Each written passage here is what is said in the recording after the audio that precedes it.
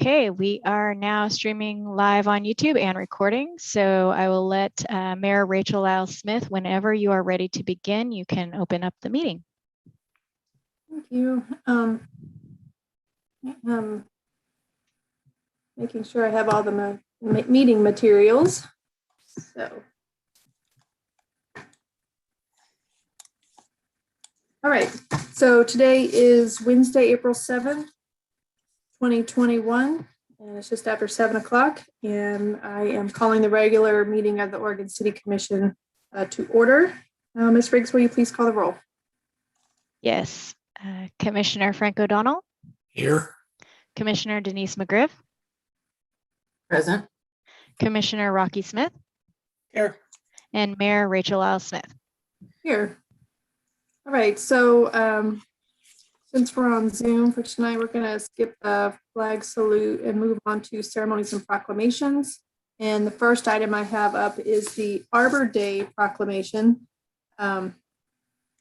It's kind of fitting given all of the tree damage that we just recently experienced, the ice storm. The proclamation isn't very long, so you can read it really quickly. I will say, along with the Arbor Day Proclamation, we will be planting a tree at the Oregon City Police, Robert Lipke Police Facility, Police and Court Chambers, where we were just at for the 6 o'clock meeting to honor Arbor Day. So the proclamation reads, Arbor Day Proclamation, whereas Governor Kate Brown has declared April 2021 to be Oregon Arbor Month, and whereas Oregon lost millions of trees in forests and towns in the devastating Labor Day wildfires last year, which requires a vast tree planting effort to restore the lost economic, environmental, social, and health benefits our forests provide.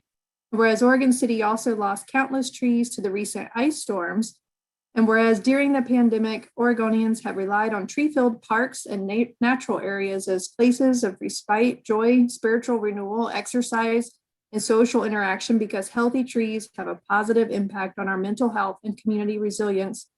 And whereas historic and ongoing inequities have kept lower income people of color, and other vulnerable and marginalized groups from being able to share equally in the many benefits provided by trees, planting and caring for trees in underserved areas will help us address this injustice. And whereas the city and our Arbor Day partners, Oregon Department of Forestry, Friends of Trees, and Oregon Community Trees work together throughout the year to plant trees and educate the community about the importance of urban forestry. And now, therefore, I, Rachel Lyle-Smith, Mayor of City of Oregon City, do proclaim April 10th, 2021 as Arbor Day in Oregon City. I urge all citizens to celebrate Arbor Day, support efforts to protect our trees and woodlands, and to plant and care for trees to promote the well-being of this and future generation. In witness whereof, I have hereunto set my hand the 7th day of April, 2021. And with that, would any of the other commissioners like to say anything at this point in time? Commissioner McGriff. Yes, thank you. Given that it is Arbor Month, and given, as you stated so correctly, that we've had sort of a devastation of all of our trees, I did go by the police station today, and I looked over and I saw 4 trees sitting at the edge of the parking lot, and I thought, oh, Arbor Month. So do we know when this is going to happen? I know of one tree planting tomorrow. I don't know, Laura, if all of them are being planted tomorrow. On Saturday, which is actually Arbor Day, we will be continuing our partnership with Friends of Trees, as we typically do, and we'll be planting 90 trees over 10 neighborhoods throughout the city. It's just this year, because of COVID, we're not asking that the community come and participate. It's going to be Friends of Trees only planting. So when is the tree going to get planted at the Lipke Center? Do we know?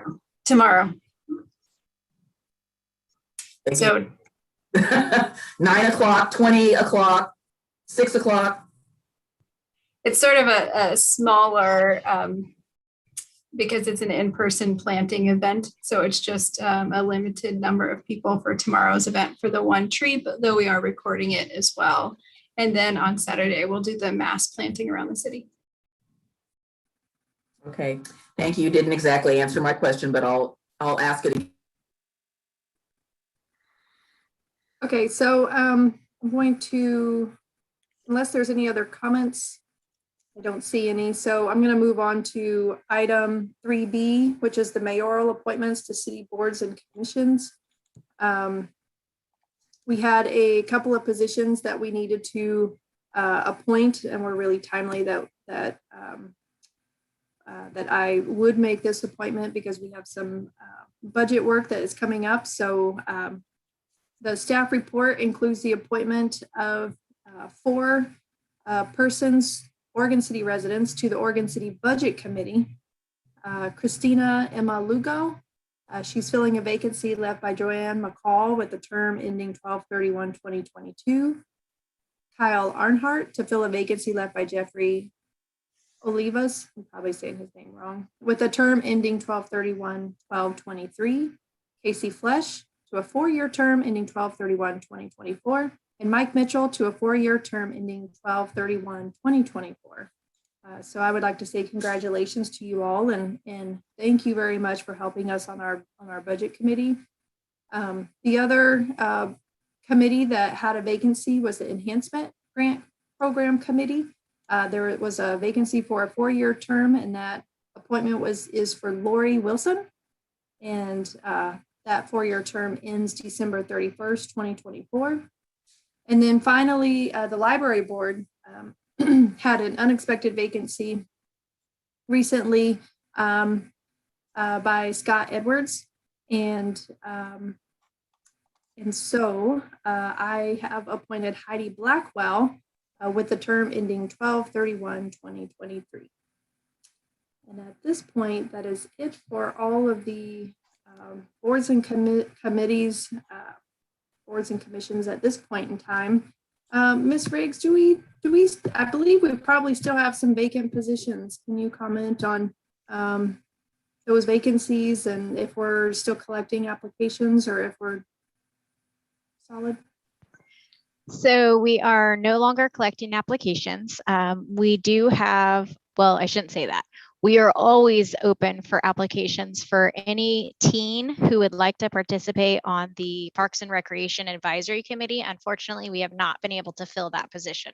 So that's an ongoing open invitation to any teen that would like to participate on the Parks and Recreation Advisory Committee. They can contact recorder team at orcd.org anytime or go on our website and just fill out an application. We would love to have any teen apply. We had a teen apply at one point in time, and that teen went ahead and withdrew their application. We do have applicants that will be interviewed for the Park and Recreation Advisory. There's one opening on Park and Recreation Advisory, and we have received several applications for that. And then there is also a 1 or 2 positions. I think it's 1 position available on the Transportation Advisory Committee, and they will be doing interviews for that as well.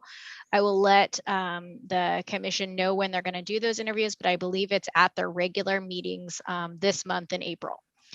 And then there is 1 opening that remains, I believe, for Transportation Advisory Committee that is a chamber position. So we'll need to check with the Oregon City Chamber of Commerce to see if they would like to put anyone forward to fill that vacancy. Otherwise, it just remains open until filled. As far as that, we will have an opening on the City Commission. And I believe later this evening under City Manager's report, City Manager Conkle will talk about that, and I'll go ahead and leave it at that for now. Thank you. Sounds good.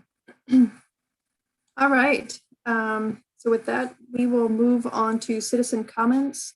Ms. Riggs, I believe you told me earlier we didn't have anybody sign up, but is there anybody at this point in time, anybody new? No, I've received no citizen comment and no one has registered to participate in citizen comment. Okay, so we're going to move on to agenda item number 5A in our presentation section. So this is our Natural Resources Committee, our annual report by the chair, Ms. Dr. Nancy Broshot. Is she with us online? I had to unmute myself. Here she is. Good evening, everyone. I'm the chair of the Natural Resources Committee, and I'm going to talk about what we did in 2020. And it was a challenging year, as we all know, with COVID, and we still managed to hold a large number of meetings, and we got quite a bit of work done for the city. So it was pretty impressive. We had a committee opening at the end of the year, and then we had 2 long-term members step down from the committee. And so we replaced them. We added 3 new members to the committee beginning this January, and they're great. They're really motivated. They're exceptionally qualified. And I'm just really pleased to be working with them. They bring some new blood and some different background and stuff to the committee that we just didn't have before. So I'm really happy about working with them. One of the committee members who stepped down was Doug Nealy. And so I have to say we miss him. We really want to thank him for his long service to the city, both on the Natural Resource Committee and every place else. I know he's been on Parks and the Watershed Council and the city itself. He's been the mayor. And in particular, the Natural Resources Committee right now wouldn't exist without his push to reestablish it in 2011. So we really, really want to express our gratitude to Doug. Jointly, we have worked together to improve communications between the staff, PRAC, Parks and Rec, the public. We've had applicants for development approval that we've been talking with, and the NRC. So we've really tried to open our communications and improve those. And I think we've done a great job. We provided input on several amendments. I was up at 4:30, so I'm kind of brain dead by now. But we provided important input on several amendments to the following chapters of the Oregon City Municipal Code. Some of these started in 2018 and didn't get approved until 2020. But 1208 public and street trees, 1232 heritage trees and stands, 1612 public improvement standards, 1748 the Willamette River Greenway Overlay District, and 1749 the Natural Resources Overlay District. We also discussed and provided input on the tree removal policy on city-owned lands. That was Resolution 2033, and we talked about that at 5 different meetings before we finally came to an agreement that was acceptable to everybody. We reviewed 3 applications for private heritage tree nominations, 2 additional applications for public heritage tree nominations. We gave input on updating the geologic hazard zone 1744 per state requirements. We also worked up with some partnerships. We provided support and feedback for several projects, including the Greater Oregon City Watershed Council projects. Thimble Creek property owners, we're working with several of the landowners there for heritage tree process. In fact, a couple of us will be going out later this month to meet with them again and on the property and talk about heritage trees. And then finally, support for technical assistance grant for the comprehensive plan update.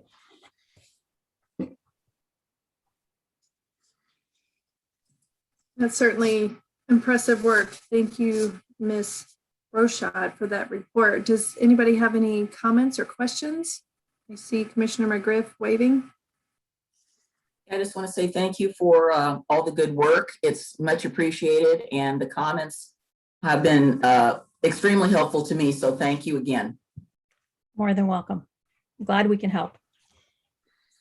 I think there's quite a number of people who are really excited that the heritage tree process is moving forward and picking up steam. And, again, after this ice storm, I know, we were really saddened to lose a lot of our trees. So it's a really important asset, and the work you do in our parks and contributing and helping the city is wonderful. We certainly appreciate all the work, and I'm excited about you having new people on the committee too. That's good. Yeah. I have to admit, I have a heritage tree, one of the first ones that we got through last year. It's kitty corner from my house, and during that ice storm, I just kept watching that going, please. And it had some branches come down, but actually fared much better than a lot of the other trees in my neighborhood, including some of the ones in my yard. So, Okay. Commissioner O'Donnell, anything from you? No? Okay. Well, thank you very much. I appreciate you coming and giving us after you've put in a long day yourself. So thank you very much. Thank you. All right, our next presentation is 5B, which is our Citizen Involvement Committee Annual Report, and that is presented by Chair Bob LaSalle. Good evening, Mayor. There you are. Congratulations on your election. Great. Thank you. I'd like to thank you for the opportunity to give this presentation this evening.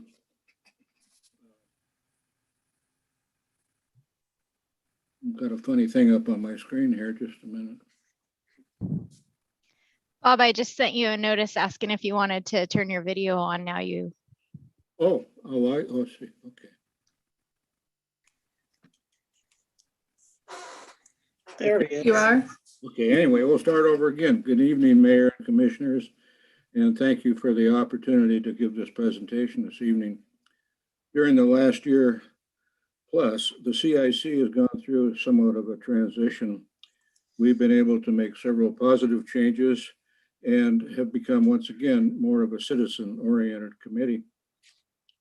As a result of a letter I sent out to all the residences of the inactive neighborhoods, we're seeing real progress in getting those neighborhoods once again active. When I took over in the first of 2020, we had 12 neighborhoods, 6 of which were inactive. The 6 inactive ones, we've been able to activate 3 of them. So we're doing great progress, and I think we're well on our way to getting the rest of them up and going again. So I'd like to thank all of you for allowing this to happen, because without your support, we wouldn't have been able to make the gains that we have. Some of our achievements and activities are as follows. With your support, we got the Oregon City Municipal Code Chapter 2.30 changed, which allows both neighborhood representatives to the CIC to participate and have votes on issues that come before the CIC. They're no longer primary and alternate members. Everyone is equal. We returned the agenda responsibility to the CIC chair, although sometimes I wonder if that was such a good idea.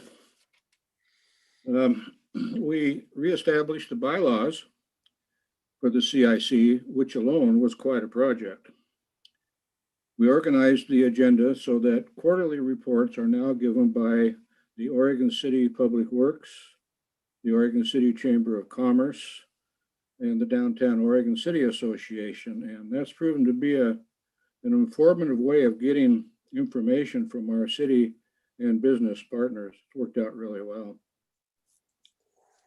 We were active, and I hope instrumental, in getting crosswalks installed on Holcomb Boulevard and crosswalk improvements in Barclay Hills. We received presentations in regard to the following: the ongoing comprehensive plan update, OC 2040, of which I represent the Transportation Advisory Committee. Chief Band gave us information about the police department, and that's always welcome and informative. And thank you, Chief Band, for that information. Greg Williams, the library director, gave us information on what the library can do to help the neighborhoods.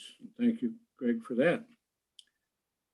We continue to receive updates on the Malala Avenue project and many other public works activities. In fact, last Monday, we received a lot of information on the public works activities during and after the ice storm.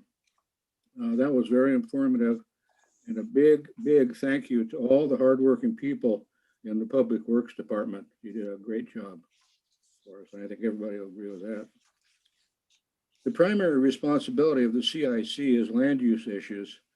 Most of those issues are now go to the individual neighborhood associations, but in the case of the inactive neighborhoods, the CIC represents them, and so we received several land use issues that were discussed during CIC meetings. We were presented and continue to receive information on the Water Master Plan Amendment, water rates, and SDCs.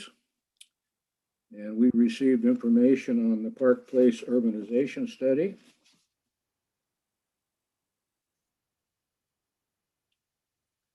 Water Environmental Services gave us a presentation on the Water Environmental Services Outfall Project, which was passed by the voters. We were given a presentation by the Clackamas Heritage Partners on their operation of the End of the Oregon Trail Interpretive Center. It was very interesting, and thank you, Dan Fowler and Gail Yazzolino, for that very informative presentation. And hopefully those buildings will be able to open again soon. Knock on wood and pass the ammunition or whatever. We received an update on the Willamette Falls Legacy Project and the Riverwalk, and that was certainly enlightening. We received an extensive, informative, and hopeful presentation on the potential development of the old landfill site. And I think we were the first ones that got that presentation. It was very interesting, and we hope that that moves forward because it's going to be a long, hard process. So there are many other issues and presentations, too numerous to talk about this evening, but we were a pretty busy committee. And one of the reasons I'd like to take this opportunity to thank and recognize our city liaison person, Christina Robertson Gardner. She does a wonderful job, always available for help and advice, and I really don't know what I'd do without her help. So thank you very much, Christina. Wonderful help. I'd also like to thank the City Commission for your support of the CIC and the changes made over the last year. Your open-mindedness and willingness to listen have made a big difference for the CIC, and with your continued support, I expect good things in the future. And that's my presentation. I'm happy to try to answer any questions you might have. All right, thank you, Mr. LaSalle. Any comments or questions from the City Commission? Commissioner Smith. I would just like to thank you for all of your work. And, I think all of us are excited to see any time we can get another neighborhood back and represented. So hopefully we keep working on that and keep expanding that so that all of our neighborhoods are active again. That I think should be a goal for all of us. So thank you for keeping pushing on that because I think we'll get there. I had three main goals when I obtained the chairmanship, and that was one of the main three. So, thanks. Yes, I would agree with Commissioner Smith. Great work. Definitely trying to get some of those inactive committees active again.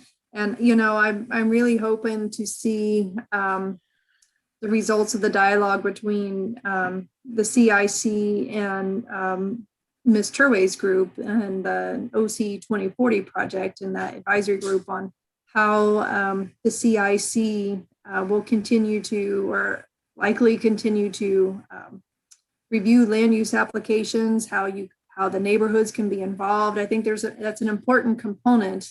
And I think we have a strong public participation component compared to some other cities in the state of Oregon. So, but there's always room for improvement, and I hope that the CIC will provide some feedback, some really good feedback into that OC 2040 project. I'm sure that they will. Commissioner McGriff. Yes, thank you. I have only been attending the CIC meetings as a city representative for a short time, but obviously, as you know, I have attended them in the past as a representative from neighborhoods. So it's been my pleasure to talk with the members of the group, and I have been attending the neighborhood meetings as they come up, and it's been interesting that there still is a lot of enthusiasm about people being involved. I gave a little talk last night at the Tower Vista Hillendale meeting about what CIC does, and there'll be a pending new representative coming CIC's way, which I'm really excited about. And I have basically thrown your name all over the place, Mr. LaSalle, so you may be getting a call from them as well. But it's paramount that we continue to involve our citizens in every way that we can, since it is goal number one. And I think it's goal number one for a purpose. The other thing that I might add is that probably on a future agenda, we should be talking about giving the CIC a little bit of an update on where we're going with our goals, and also about our proposed ideas for diversity, equity, and inclusion. So thank you, Bob, for all the good work, and thank you, CIC members, wherever you are this evening. And it's appreciative, and the staff help is also very much appreciated. Okay, I would agree with all that too. All right, thank you, Mr. LaSalle. I appreciate you being here tonight. Thank you. All right, so we're going to move on into the next item on the agenda, which is item 6, is the adoption of the agenda. Are there any items that we would like to pull off of the consent agenda to change the order of the agenda? McGriff? Yes, I'd like to, at the request of a citizen, have item 7A put down into the, I guess, it's not a public hearing, so I guess under general business. Other than that, I don't have any objections to the other items on the consent agenda. Thank you for the excellent minutes, Katie. Anything else, Commissioner Smith or O'Donnell? I will make a motion to approve the consent agenda. Second. Okay, so Commissioner Rocky Smith, Aye. Commissioner Frank O'Donnell, Aye. Commissioner Denise McGriff, Aye. Mayor Rachel Lyle Smith. Aye. Motion passes. All right, so our next item in the public hearing section is 8A. This is the first reading of ordinance number 21-1007. And it looks like we have Miss Christina Robertson Gardner here to give us a presentation. I do. Can everyone see the screen? Yes. Okay, great. Thank you, Mayor Lyle Smith and City Commissioners. I'm back again to present the next package of the Public Works amendments. This package has been broken up into several smaller packages. The Public Works Department has worked with the Community Development Department to provide updates to the municipal code related to development sections that for various reasons need to be updated or have been revised based on kind of existing policies. This is a type 4 planning commission process and city commission process. It is because it's a legislative process, not a quasi-judicial. Disclosure of ex parte conversation is not required, but disclosures of conflict of interest are required. So if you ever feel that there is something presented this evening or in future meetings that is a conflict of interest, please let Mr. Kabizman know and we can talk that through. We have had a public comment matrix, which is attached to the last exhibit, which is a kind of omnibus of all the hearings that have happened. So if you have any question and want to kind of go through where we are in the process, the last PDF in your package is kind of that links to all the hearings through the process, which has the public comment matrix. So package 1, which was adopted on February 3rd, included chapters related to right-of-way and communication facilities and some other aspects related to water and sewer. So where we are in package 2, there was a March 9th City Commission work session related to code amendments in chapter 1612 and 1704, specifically defining the capital improvement project and including exemptions from the land use process. The package you have in front of you this evening attached in the ordinance. So there's a red line version as well as a clean package attached to the ordinance. Our revisions to chapter 13, telecommunication facilities, 1612, which is driveways and overhead utilities. 1704 has some definition revisions. 1762 site plan and design review, and some miscellaneous chapters in Title 17, which has some cross-reference edits.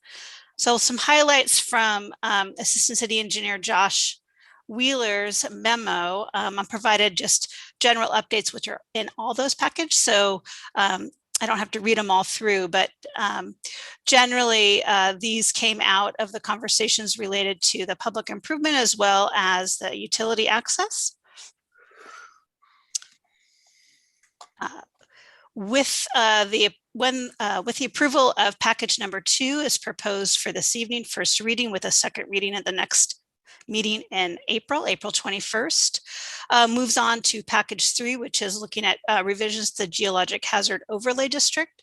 There's a proposed work session on April 13th. And because of some packed hearings at the first May meeting, the package 3 has now been slipped to May 19th and June 2nd. So that is different from your in your agenda report. So I wanted to let you know that the work session has stayed the same date, but there is a proposed revised date for package 3 for the geologic hazard code into late May and early June. So some of the options this evening, we have approved the first reading of this package, which we will come back at the April meeting with the second reading. Continue the hearing if you have any questions that we can't answer for you this evening, or continuation to a different date certain. John Lewis is available this evening if you have any questions. And then once again, I'm available if you want to look at any of the red lines. I'll go back to this section, which kind of gives an overview of the proposed code amendments. And I'm available for any questions you may have. Okay, so right now we just want to have questions for Ms. Christina Robertson Gardner. Commissioner McGriff. Yes, thank you. Christina, you mentioned that the package for the geologic hazards overlay is, I'm sure it's workload, but is there a reason specifically for the slippage? Workload. The May 5th, I think, is the meeting agenda is getting quite large. And so it's proposed for this package to move in order to not overburden the commission that evening. There's something else we could trade out. I'd like to see those get adopted sooner than later. I don't know how my fellow commissioners feel about that, but it's pretty important.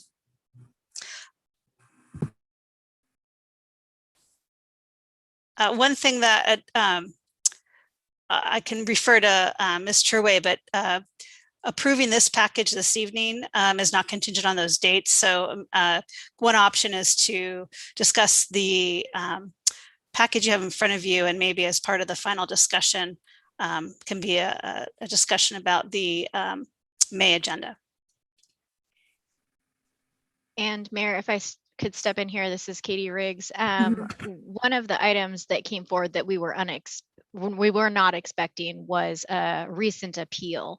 And so since that does fall within a deadline, we were kind of hoping that this package could move to the next agenda just so that we could bring that one forward and have more time to take that one in its place.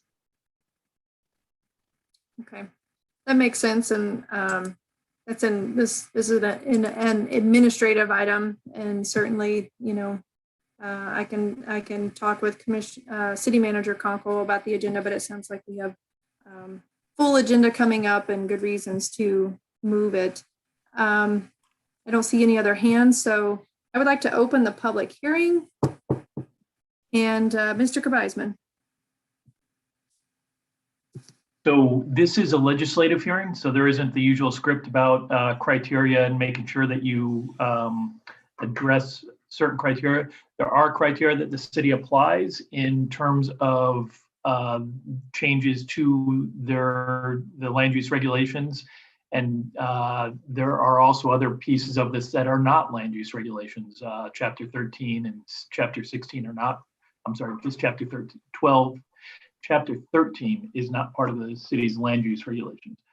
But otherwise, if anybody has any comments, it would be good to direct them towards the portions of the changes that they would like to address and the criteria that they think are not being met.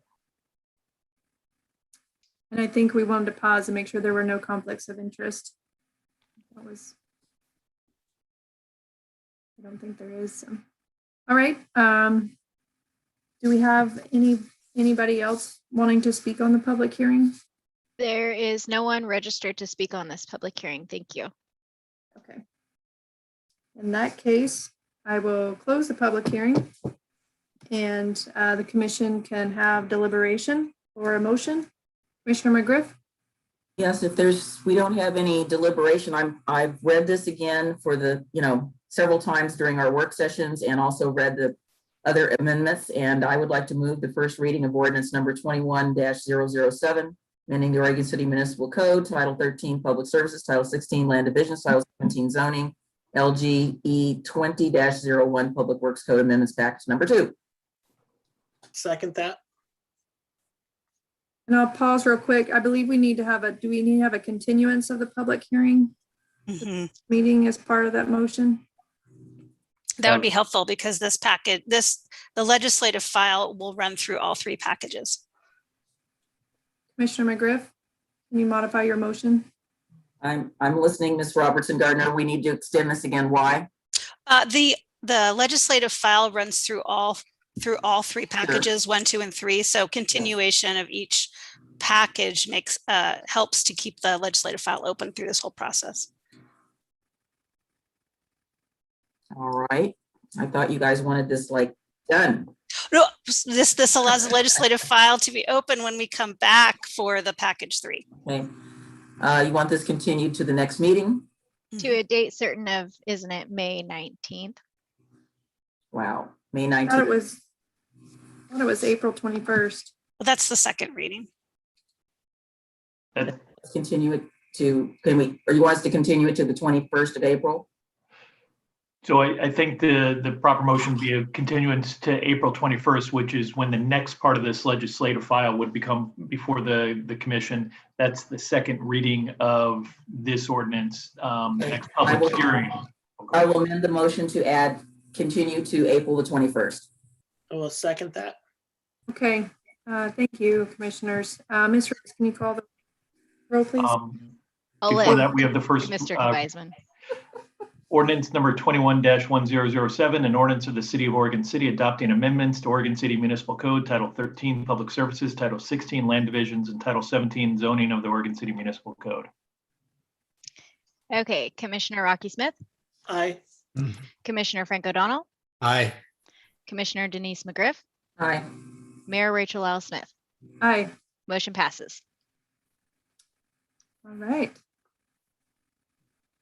We will move on to AB, which is another public hearing, and this is on an emergency annexation. Looks like Ms. Christina Robertson Gardner, we can again. Thank you, Mayor L. Smith and commissioners. What you have this evening is an emergency annexation, which is GLUA file 20-0030, annexation 20-002. This is this is kind of the second one you've had in a couple months, but the property located at 1330 South Forest Ridge Road, which is a little under a half an acre, was moving through a house addition. And at that time in the county, the septic was deemed failed. And because they were within 300 feet of the sanitary sewer system, they were required to hook up. You'll see the city boundary is in the pink right there at the middle of Forest Ridge Road. Also because they are not abutting the city boundary, the half street of both Forest Ridge and the abutting side street will be brought in as part of this annexation. So they're both their half streets will be in that part of the proposal will be annexed in as well. And in the exhibit A, you'll see the legal description of both the property and the half street of the city right away. So this annexation request was due to a failed septic system. As I said, the water and sewer services are available. And you'll see the city sewer is right at the end of Merchants Place. That is a city subdivision. As with the last emergency annexation, the site will not be rezoned by this annexation, but will retain its existing FU10 county zone, which means it's a holding zone. So no additional development can happen until the applicant requests a zone change to the city, or it is zoned by the city at a separate process. The future zoning of the property, this site is actually located in the South End concept plan area. Kind of on the upper map, you'll see highlighted in yellow. The lower map is our Oregon City Comprehensive Plan map. In the staff report, it indicated that it was low density residential in the county. It was incorrectly identified as low density residential in the city. That is incorrect. It's medium density residential. At such time that this site is rezoned, it'll either be R5 or R3.5, but the comprehensive plan designation is MR, medium density residential. In the map you'll see a darker brown, that's HR, high density residential, and then MUC, which is the designation of the commercial area, which most likely would be neighborhood commercial once rezoned. So let's see, next slide. Let's see, as I had indicated that this is just for annexation to the city, no rezone. The applicant has already worked with the city to hooked up to the city sewer. As part of this annexation, they will also annex with the Tri-City Sewer District. That's a separate annexation, but your ordinance this evening will help the applicant move forward with that annexation process. So your options this evening is to approve the first reading of the ordinance, continue the file to a new April 21st City Commission hearing, or continuation for a date certain. I know the applicant said they were going to be here this evening. If they have any questions or have any questions for myself, I'm available.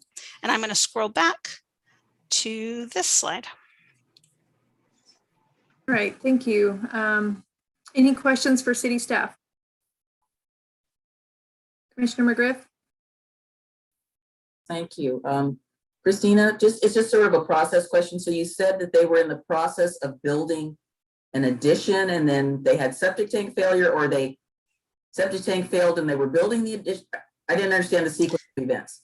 I'm not sure the exact specificity. I know that the failure happened as the process of adding on to their single family house that finalized in the county, but because of that, the septic was deemed failed, and I don't know the before or after, but that process made them move forward through this annexation. Yeah, thank you very much. Yeah, I thought that's what you said. They had completed that, but they still needed to hook up and so forth.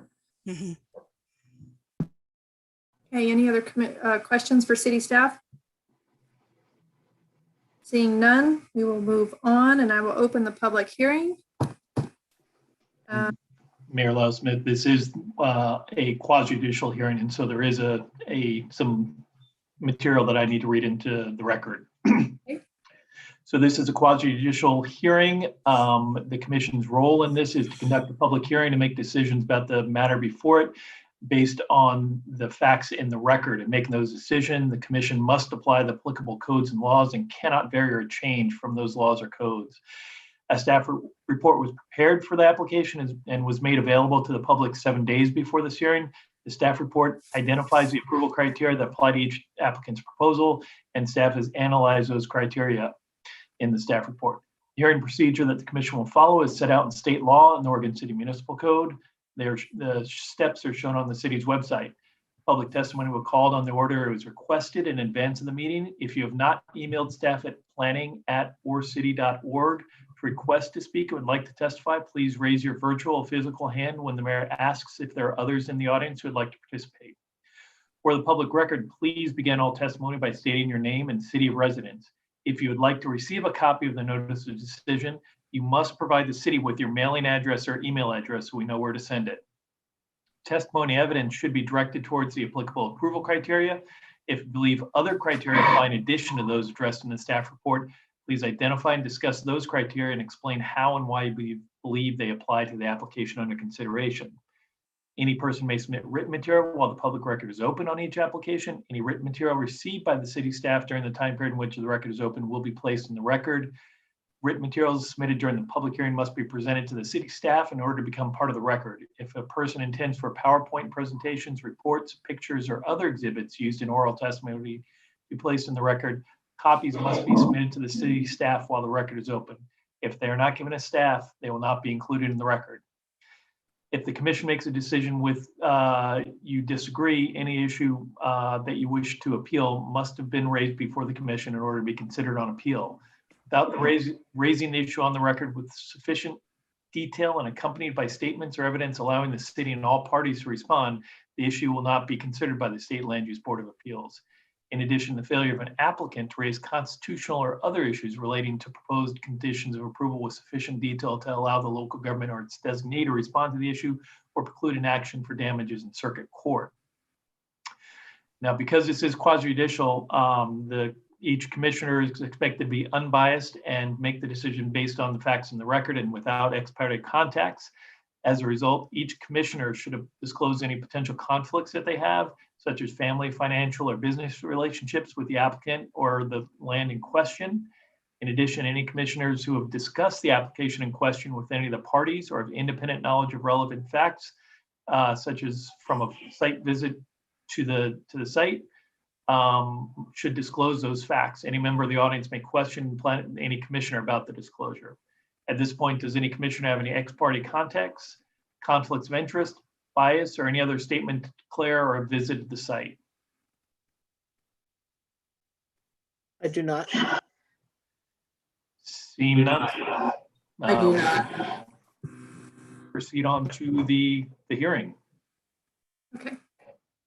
Thank you. So I thought I heard earlier that the applicant is present. Does the applicant wish to give public testimony? Not at this time. Okay. Do we have any other representatives or individuals who would like to give public testimony? No one has registered to speak at this public hearing. Thank you. Okay. All right. In that case, I will close the public hearing, and the commission is open for deliberation, or if anybody has a motion. Commissioner McGriff, your hand is still raised, so I don't know if you. I raised it, just raised it. I was going to move the first reading of ordinance 21-1008. I'll second. Okay, the motion has been made and seconded. Mr. Kabizman, do you need to read anything? I do. Ordinance number 21-1008, an ordinance of the City of Oregon City approving emergency annexation proposal number GLUA 20-00030 AN 20-00002 and approving the annexation of certain property located at 11330 Forest Ridge Road into the City of Oregon City. Okay, thank you. Ms. Riggs? Commissioner Rocky Smith, Aye. Commissioner Frank O'Donnell, Aye. Commissioner Denise McGriff, Aye. Mayor Rachel Lyle Smith. Aye. Motion passes. All right, so our next public hearing that we have for tonight is item 8C. This is about a conservation easement on Lazy Creek Lane. Ms. Turway? All right, I'm pleased to introduce Pete Walter, Senior Planner. Good evening, Commissioners. My name is Pete Walter, Senior Planner. I'm going to share my screen so you can see my presentation. Excuse me. And does everybody see that? Acceptance of a conservation easement on Lazy Creek Lane. Yes. So the this is Lazy Creek Lane is a stream and wetland complex that runs on the west side of Malala Avenue. The map here indicates the extent of the city's natural resource overlay district. There are some undeveloped or parcels on the south side and north side of Lazy Creek Lane. And recently, through the partition process, we issued an approval for a minor partition into two properties, which I will show you, for the area indicated to the north of the subject property here. So where the large parcel that's kind of an irregular shape with the blue line running through it, that indicates pretty closely the extent of the natural resource overlay district and its associated 50-foot corridor. And I have a diagram that better illustrates that. But first, I just want to give you some details. The owner of the property is Jim Foglio. Their owner has it under contract is Jesse Saragino. It was a type 2 approval for a 2-lot partition with a minor variance and natural resource overlay district review, which was approved in October of 2020. The conservation easement is required to protect a wetland and stream complex and its 50-foot vegetative corridor. Under state statute, a public hearing is required for acceptance of a conservation easement. The terms of the conservation easement specify that the property owners are responsible for the maintenance of the easement area, and it grants the city the right to enforce the conservation values of that easement area in the event of default by the property owner. This is not a land use hearing. This is an excerpt from the Natural Resources Overlay District report that was prepared for the partition by Pacific Habitat Services. And the area that's orange crosshatched here indicates the extent of the proposed NROD, Natural Resource Overlay District boundary, and it shows where the wetland complex is and the tributary of Caulfield Creek, which runs through there. And on the partition plat, which has not been recorded yet because the conservation easement must be signed and recorded prior to recordation of the final partition plat. But the extent of the conservation easement is indicated on the partition plat here, which closely matches what is shown here. With that, staff is recommending approval and acceptance of the conservation easement, and this would authorize the city manager to sign the easement, and the easement would then be recorded with the Clackamas County Recorder's Office. And that's my presentation. I'd be happy to answer any questions you have. Hey, thank you, Mr. Walter. Does anybody have any questions for city staff? Commissioner McGriff. Yes, thank you, Keith, for that staff report. So basically, we've got a 2-lot partition, and the area where it says on the, I'm looking at that one. Yes, thank you. Where would they possibly be able to build a house in the white area? In the white area, exactly. Okay. Yeah. We have not reviewed the building plans yet, but it's zoned R3.5. Assuming that's what they want to do. Yeah, yeah. And then the other question I have is, so we have the easement and there are, so how do we monitor this? How does this get looked at over time? I mean, talked at some point in time earlier on the natural resources material, we talked about people being able to possibly fence it. Well, you know, they fence it, that kind of causes problems for, you know, not only wildlife to traverse through there, but I don't think the ordinance allows a solid board fence, but they could have some sort of fence that is more like farm fencing, or I guess I'm just trying to figure out, I think this is great, yeah.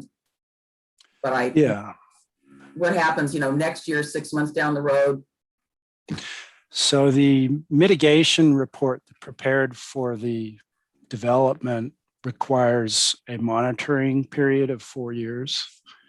So the applicant is responsible for turning in a yearly report. We have templates that they can use for that. If the applicant forgets to do that, then we would notify them. But generally, the way that we would do that is we put a calendar tickler in our calendar to remind us. Fences, we did amend the code to have specific standards for fences in the Natural Resource Overlay District. You're correct. They're for an open fence, lower fence that has clearance both below and above, and requires replanting with native plants on either side. And the support posts for the fence must be located outside of the wetland area. So it's exempt as long as they build it to those standards. And then the recorded document runs with the land. So if the property is sold, it would be part of the title of the property. What happens after year 4? Year 4, we expect 80% establishment of any mitigation plantings that are done. The mitigation plantings is a separate document that we have already reviewed and approved. And if there's any loss of those species within the 4 years, they have to replace them. But it has to be 80% establishment at the end of 4 years. And generally, we've found that that's an okay time period. So then what happens after year 4? There's Nothing. At that point, they're done. The conservation easement is still in effect. The obligation of the owner to replace any plants is written in the easement.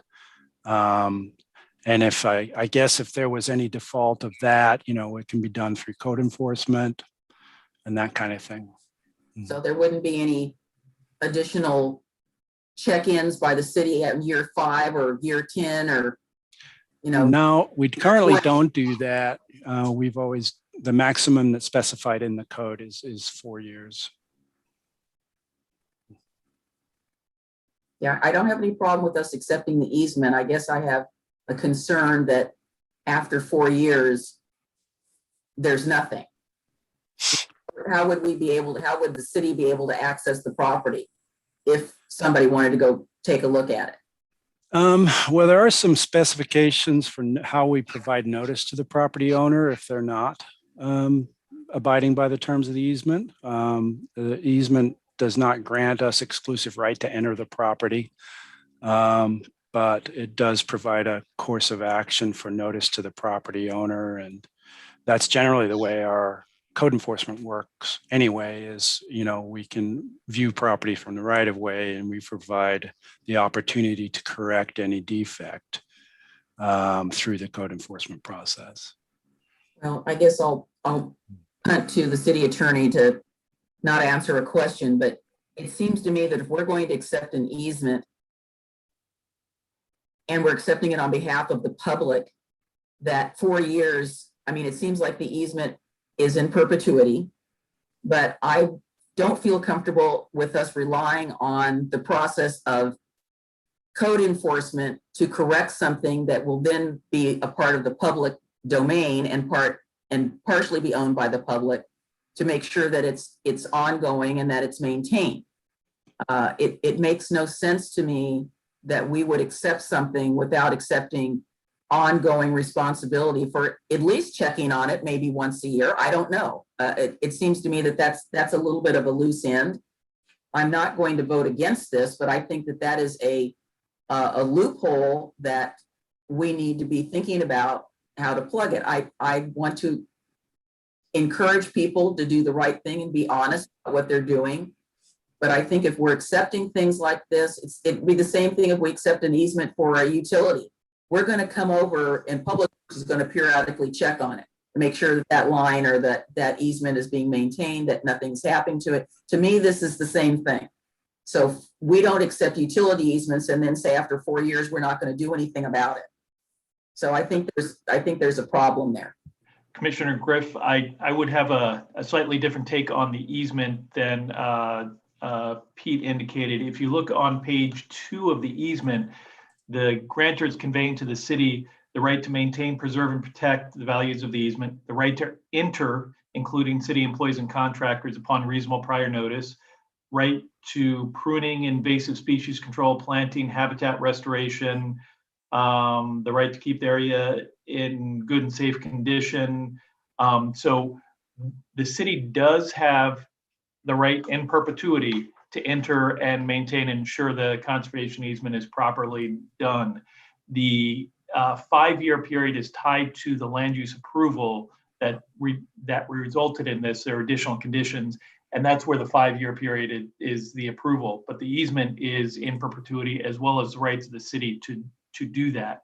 How the city maintains its property in terms of both this, and I know there's been an issue in the past with stormwater facilities, and there are all cities struggle with maintaining city property in times of tight budgets. But certainly the easement as written gives the city the right to maintain that this easement area. Thank you. I thought that's what I read. That's why I was asking the question. So thank you for clarifying it, that we do have an obligation in perpetuity. So I was hoping.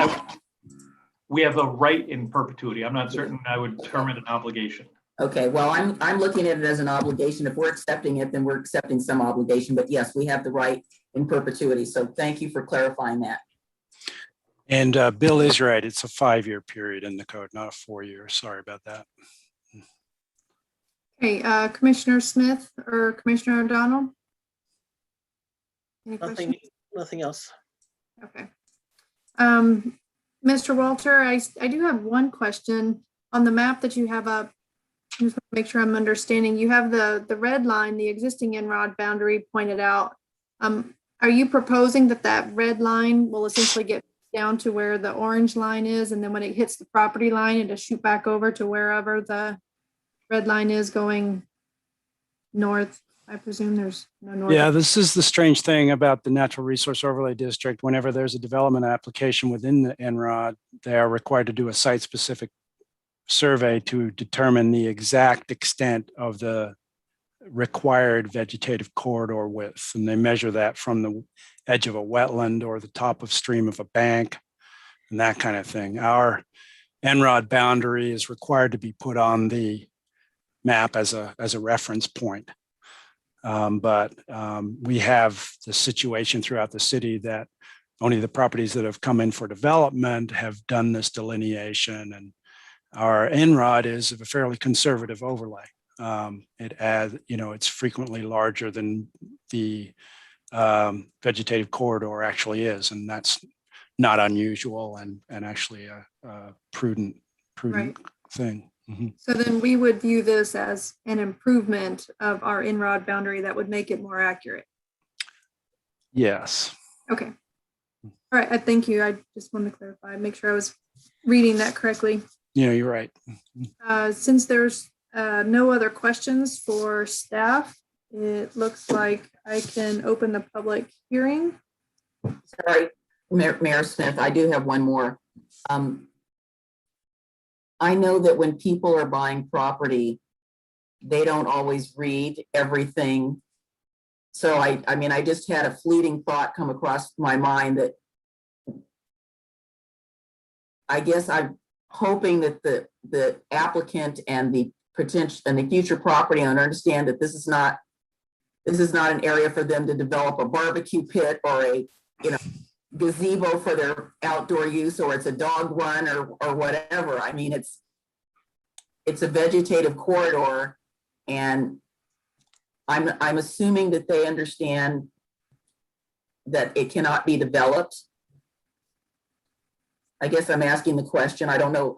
You can't speak to their intent or what they understand or don't understand, but I'm assuming it's very clear somewhere about what they are getting themselves. I mean, I think it's a wonderful thing. I think it's great that we're able to do this and preserve these areas, because they do all connect. It looks like it just ends off this map, but it connects to something else and something else. And I'm sure the Natural Resources Committee is probably taking a look at this.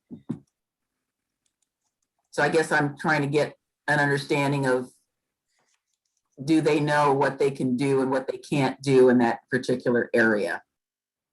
Yes. Obviously, if somebody wanted to do something that's not been reviewed within the vegetative corridor, that would require a new Natural Resource Overlay District application, new public notice. It would be a new land use application.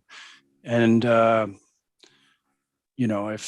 if a future owner decided that they wanted to amend the conservation easement, I suppose they would have to come back to the city commission and do that. But I don't see anything in the easement language that allows them to do something that's not specified there. It's very specific. Okay. So it sounded like Commissioner McGriff's question was really for the applicant as to what they know or don't know about the development of the property. So I will open the public hearing. Do we have the applicant? Is the applicant, would they like to give any public testimony?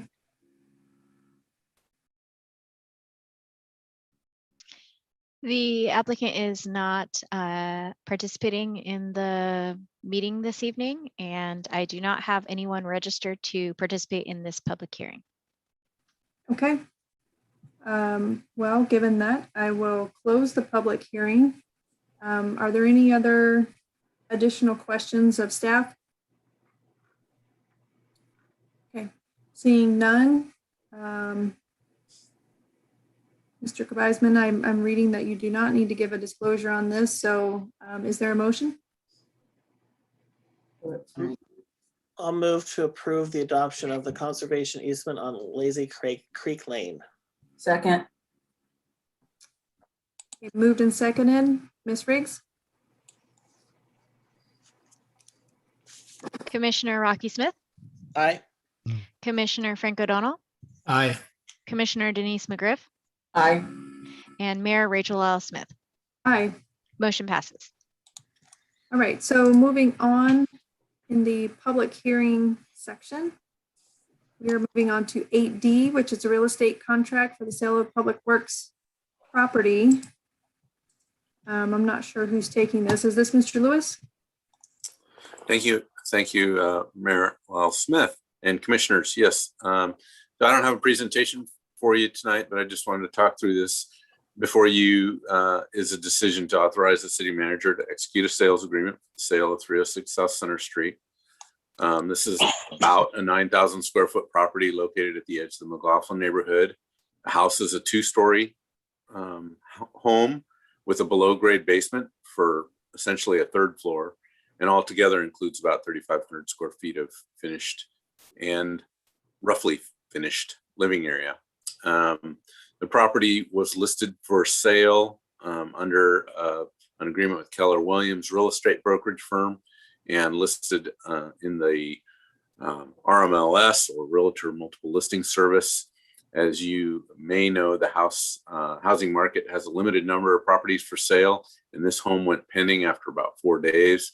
And according to the realtor, that included 27 different showings. We received only one offer, and we think that's because the property has some challenges. Again, for those of you that are familiar with the property, you know that it's very steep. It's got a very steep driveway. The property, since we've owned it, has been a rental, and I would say the last renter was very hard on that piece of property, and so there is a fair amount of work inside the home that really, I think, a longtime owner would want to do. So that, and really the yard is unique in that there's not much of a backyard. There's a deck off the back slider door, and then everything kind of in the front is either steep driveway or there's a little bit of terracing of there. But yard wise, it's a bit of a climb. At the last meeting, there were a handful of questions, so I put together a memo responding to those questions. I'm happy to go through that further to summarize that memo if you'd like. I'll leave that up to you all. So the other key piece is the sales agreement includes a sale price of $475,000 and also includes a couple of addendums, including a monetary addendum that allows the buyer a credit of $8,540 towards prepaid closing costs. So with that, if you have any questions, I'm happy to answer them. Okay. Commissioners, any questions? Commissioner O'Donnell? The only thing I said on Mr. Lewis's memo answered all the questions that I posed before, so I don't need to resurrect those. I did ask Mr. Conkle how those funds would be distributed if they went to general fund or whomever. He has an explanation of that if you're interested. If not, I've got no further comment on it. Yeah, my recollection is those funds go back to the utility fund that purchased the property. And yeah, so that's generally how that works for us. Okay, any other questions? Seeing none, I'd like to move we authorize the city manager to execute the real estate sales contract. Second. Commissioner Rocky Smith. no, wait. I want to make sure we didn't have any public comment. This was a public hearing. We didn't have anybody registered, confirmed. True that we did not have anyone registered to speak on this item. Okay, thank you. All right. Yes. Commissioner Rocky Smith, Aye. Commissioner Frank O'Donnell, Aye. Commissioner Denise McGriff, Aye. and Mayor Rachel L. Smith. Aye. Motion passes. All right. Moving on to agenda item 8E. This is the second reading for the vacation of a section of public right-of-way. Thank you, Mayor and Commissioners. Again, this is the second reading of Ordinance 21-1006, vacating section of public right-of-way adjacent to 1625 Washington Street. Again, I didn't have a presentation for this one. This is a sliver of land near the railroad and between 16th and 17th. There's a lot of good reason for this. It's not really easily accessible from those existing right-of-ways. And I'm actually surprised it hasn't come before the City Commission before. So with that, if you have any questions. All right. Thank you, Mr. Lewis. I don't see any questions or hands raised, and I do not believe we have any public comment on or public testimony for this hearing either. We do not. Thank you, Ms. Riggs. All right. Is there a motion? Well, I'm on a roll, so I'll move the second reading of ordinance number 2106. Second. Motioned and seconded. Ms. Riggs? Ordinance, this is an ordinance, so it's ordinance number 21-1006, an ordinance of the City of Oregon City vacating the alley in Block B of Clackamas County Plat Map number 35 Park Addition, a duly recorded plat in the City of Oregon City, Clackamas County, Oregon. Commissioner Rocky Smith, Aye. Commissioner Frank O'Donnell, Aye. Commissioner Denise McGriff, Aye. Mayor Rachel L. Smith. Aye. Motion passes. Thank you. I was on a roll as well. I was going to skip over Mr. Weisman. All right, so we're on general business, and we pulled item 7A from the consent agenda. And that was the resolution number 21-18 about the stormwater service and monthly rate. I assume this is Mr. Lewis. Are there any questions for Mr. Lewis? I'll save some time. Commissioner McGriff, you pulled it from the agenda. I presume you have some questions.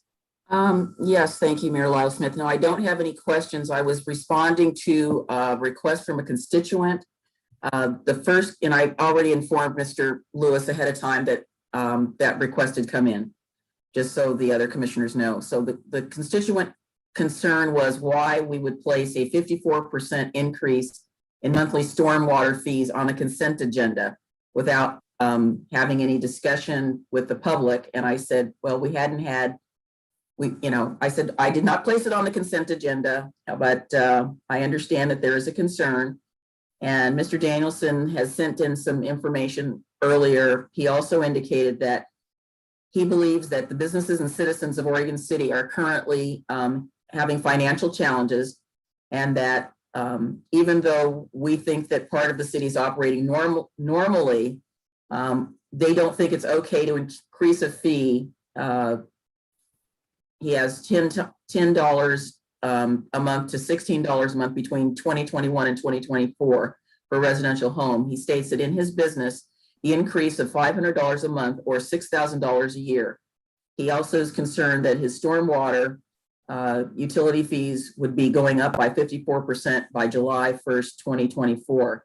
And he says he hopes that the staff would take some action to minimize the increases during this challenging time for all business owners and property owners. So his concern is, some of what we discussed a little bit, on the other rate increase for SDCs, but his concern is that this is just a bit much for right now.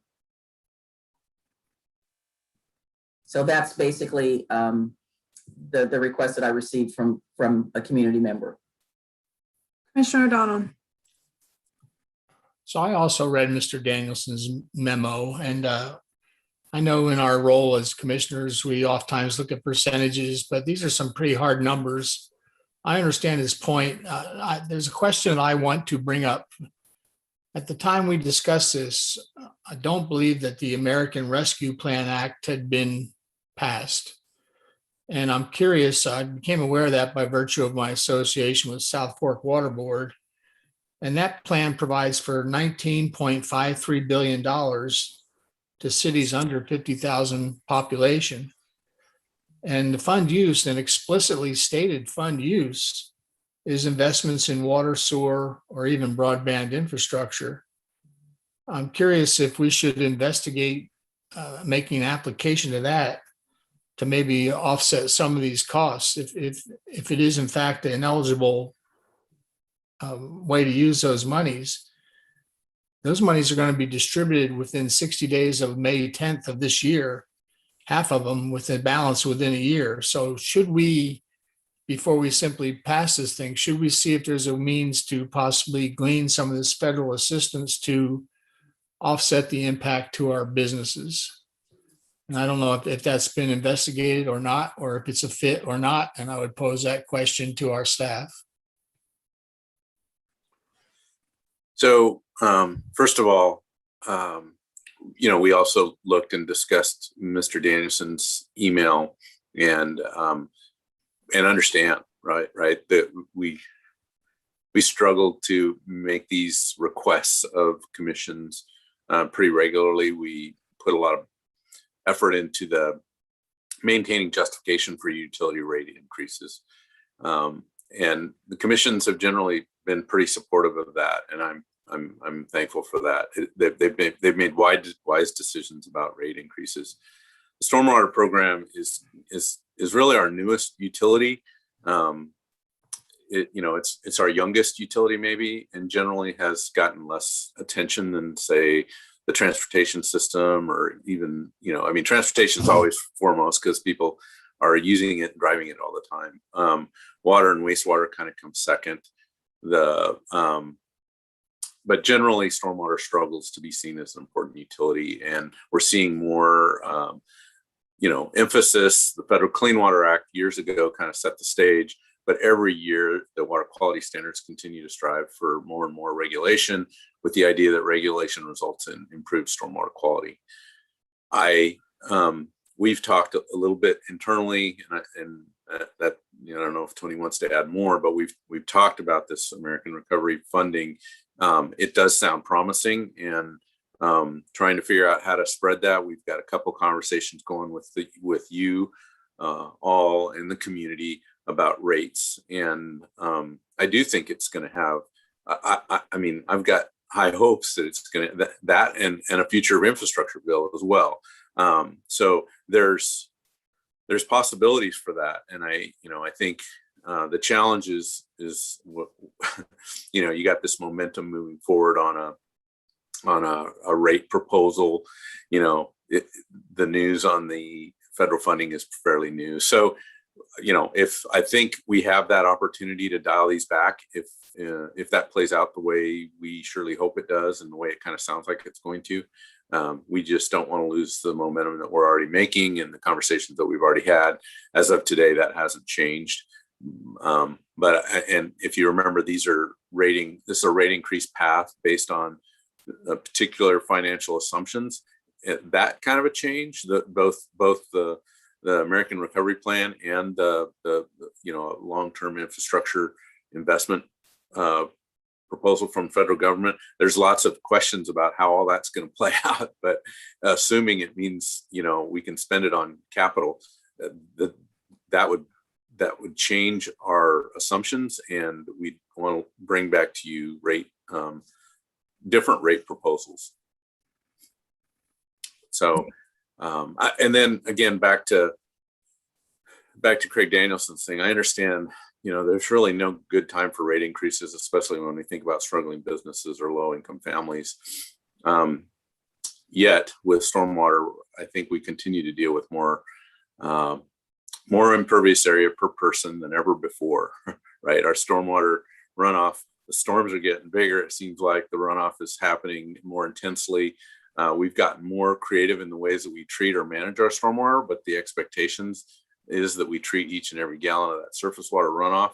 Our older commercial parking lots are our most costly land use because they generate a lot of polluted water, and without detention or infiltration, which many of them don't have, we see peaking factors that mandate much bigger conveyance systems, and those get costly. So I can continue to provide that kind of sermon if you'd like, but I know that if we get to a point where we don't need the utility rates that we're proposing, we would bring that to you. Well, my point was, and still is, I'm respectful of Mr. Danielson's position, but that's not the gist of my message. The gist of my message is, with this opportunity for money coming up as early as within 60 days of May 10th, why don't we factor that into, see if we can succeed in getting some of that to mitigate the influence of these rate increases on our citizens? So if I were to vote on the thing tonight, and I know it's not something we're currently voting on, but if I were, I would say no until we investigated the opportunity to see if we could glean some of this $20 billion that is specifically earmarked for investments in water and sewer. And that's my point. And that's why I want to bring it. I was unaware of it and then became aware of this program. I think we should all be aware of it, and I'll leave it at that. City Manager Conklin, do you know any more about the potential funds that could be coming to the city to address Commissioner O'Donnell's comments? Do you have anything else to add? I think you could probably, I appreciate where Commissioner O'Donnell's coming from. I think we could have the exact same discussion about water and the discussion we're having about the water utility rate. I think Oregon City is identified for somewhere between 7.2 and $7.6 million. We're waiting for additional guidance from the Treasury, specifically how those funds can be used. I think that I understand. I think that when we look at this, though, we have I don't know that there'll be enough money to cover the entirety of the projects that are needed, which I think means if we implement the first step of the 3 years of increases, that gives us the time to start to get our rates in line with where they should be. But then knowing that we have 2 additional years when those rate increases become due, to try to figure out and identify what funding is specifically available to the local jurisdiction and what specifically can it be used for. Is it for only new infrastructure? Is it to replace old infrastructure? Is it going to be used in water? Is it going to be used in sewer, storm? Is it going to be used in sanitary? So I agree that there is all of a sudden a lot of money out there that has been identified. I think that what we need a little bit of time on is to identify what programs those are available to be utilized in. So one of the buckets was identified for lost revenue. We're waiting for clarification whether that's just tax revenue, something like the hotel tax that we have, versus lost revenue of not being able to run pools and parks programs over the summer. Those have different impacts to the general fund. Another bucket is dealing with COVID impacts. And then a third bucket is the infrastructure bucket that deals with sanitary, storm, sewer, water, and broadband. And so we know that these are coming. I know that we're identified to get a certain direct amount. And then there are these additional programs set up that the legislation has been passed, but exactly what the rules of the road are, we're still waiting on. But whichever fund it is, if we wanted to say, let's take our money and invest it in storm, or let's invest it in sewer, or let's invest it in water, I don't think that there's going to be enough funds coming to Oregon City to cover the entirety of the projects that need to be done. So I agree that, hopefully we're able to allocate funds that reduce the total liability over the planning horizon, but I don't believe that it's going to reduce the entire liability. So at some point, we're going to have to step that up. And I think that where we're at with our current rates as it relates to storm, even if we were to allocate additional funding to that, you're still probably going to have an outstanding liability that would address the rates. So we could either make the first step and realize that we're going to have to come back once we know more, which hopefully lowers that long-term liability, which would lower the rate increases, or we postpone until we know more at that point, or there could be other options in there to try to address the concern. Commissioner O'Donnell. So my response to that would be, is it of such urgency that we can't wait 90 days to get an answer on this American Rescue Plan Act? My second response would be, if we throw money at it initially, that lessens our need in terms of a review by the federal government. I would just assume, my point is I would defer action on this for the 90 days until I had an answer on the American Rescue Plan Act, because then our need would be greater. We wouldn't be saying, well, we've partially funded this. I want to take advantage of any of these federal monies and try to minimize the burden on our homeowners and business owners. I don't see it as being of such urgency that I have to act tonight when I can act in 90 days. Thanks. Mr. Lewis, I assume you're on this same topic. Yeah, yes, but I saw Commissioner McGriff's hand up too. I wasn't sure. I'm trying to finish this line of conversation before we move on. Right. So the couple of things that I want to mention, we brought to you based on the conversation that we had in the work session, the level of service 2, that provided funding for a $46 million, basically capital program or stormwater program funding. The level of service 3, which is, which was the higher set of rates, that was 60 million. So to Tony's point, if we saw $5-6 million out of this, it would be, it would be $5 or $6 million worth of capital that we could fund. We considered before this meeting asking FCS Group to kind of reformulate the model, making some assumptions, and we decided that wouldn't make sense, but in the time frame that we had. So my thought is as Tony is the water, which is going to be more of a voter initiated rate increase, is the right place to put that money. It's also projects that are more ready for in the queue than what we have in the stormwater program list. So it does make sense to have our ratepayers benefit from this money. Whatever money we get, our focus for that $6 million was going to be on water. Okay, Commissioner McGriff. Yes, thank you. So I was just paid my utility bill, and so I was going to look on it and see what my current storm drain fee was, but it's out of reach. So I guess I would ask either Bob or John for that question.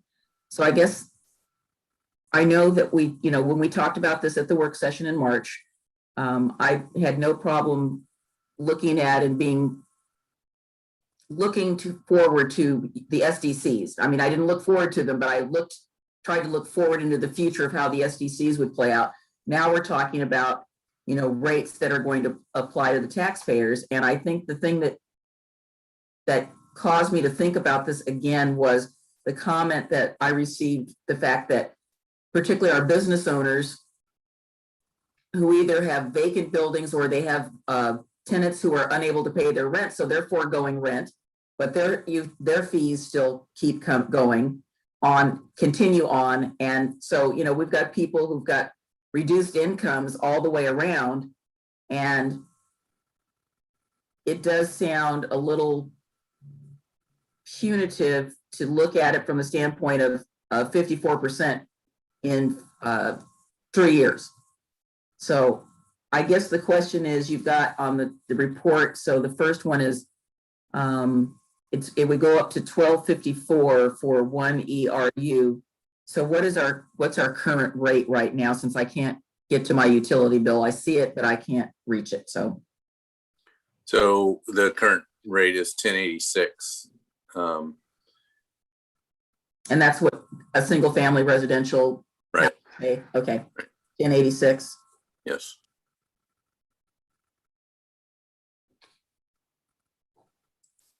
So I guess I'm siding a bit with Commissioner O'Donnell in the fact that that's just, you know, we're looking at the equivalent residential unit. I only have one idea of what it will cost one particular business owner because they have multiple tenants in a facility.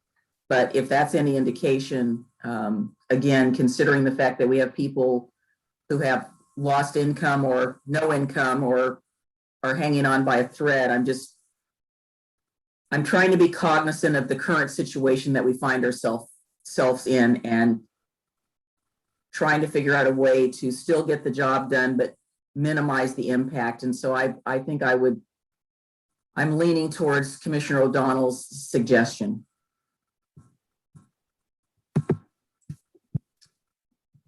I guess I'll jump in here. I was a little surprised by Mr. Danielson's email, because I didn't recall looking at any fees or any rate schedules that would have told me that someone's bill was going to jump $500. And so when I look at this table that's in the report, and I look at the conclusion and the final rate schedule forecast and all, you know, I see, you know, it goes from $10.86 to $12.54 next year. But that clearly isn't how it is applied. That for single family residential, that is how it's applied for each parcel. However, when you get to multifamily and commercial, it looks like there's a multiplication factor that's happening. And so in that case, I won't say that this table is misleading, but it's hard for me to adequately see how much impact what the reality will be toward multifamily and commercial. I don't know if there was any part of the FCS study that looked at like average commercial storm unit costs, because Mr. Danielson has a really large property that he's overseeing with lots of pavement, I assume lots of runoff. I don't know. I don't know how. I would assume that that's not average for the average commercial business. And so I'm trying to weigh up one public comment that we received versus what the balance is for the rest of the city. So Mr. Lewis or anybody from FCS, do you have anything like that? Any information on that? So Brooke is on. I see her showing up. So she may have something like that.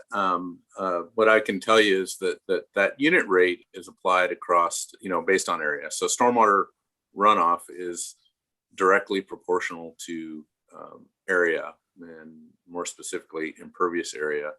So yeah, the rate for a single family home, I can't remember the multifamily rate. If it changes, maybe Brooke can answer that, but they don't see a higher rate because they're commercial per acre, if you will. but they've got, that's one of the biggest commercial lots, and it's made up of multiple lots, but it's commercial property. So he represents a big piece of property, and or several big pieces of property. Right. So that's why his numbers look different than a single family home. But Brooke, do you have anything else to contribute to this conversation that may be useful? I mean, unfortunately, we didn't do kind of like the bill frequency. I think that would have alluded to, how many customers that might fall into this really higher bracket. Typically, we would see it's probably pretty small, as you mentioned, John, in terms of this being one really large property owner. I can say that, at least residentially, there's about just under 50% of the revenues come from single family homes. And so, the large portion of that is going to be kind of those smaller, single one ERU type charges. About the rest of the half then is spread out between multifamily and commercial type units. So it really would take a little bit of a deeper dive on our part to look at how many customers really make up that commercial